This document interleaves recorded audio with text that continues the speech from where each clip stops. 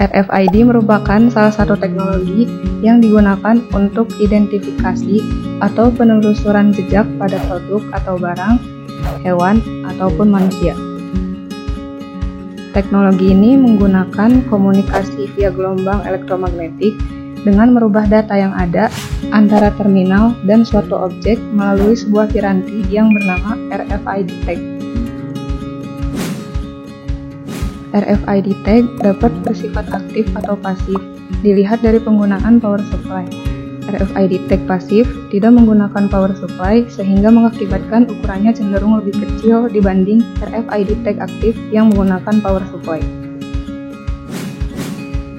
RFID tag pasif menggunakan induksi listrik yang cukup untuk digunakan antena untuk mengirimkan respon balik.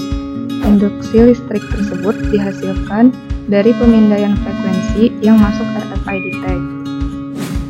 RFID tag aktif yang menggunakan power supply yang memungkinkan dapat menyimpan data lebih banyak dari RFID tag pasif dan jangkauan lebih luas.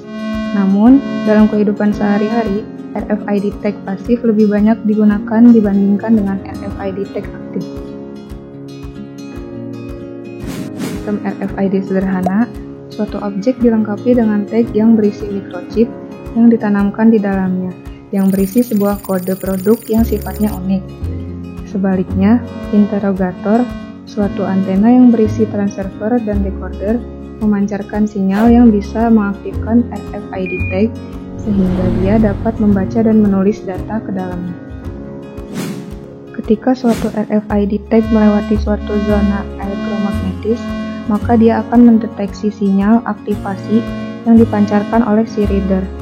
Reader akan mendekode data yang ada pada tag dan kemudian data tadi akan diproses oleh komputer. Kita ambil contoh, misalnya buku-buku yang ada di perpustakaan. Pintu security bisa mendeteksi buku-buku yang sudah dipinjam atau belum.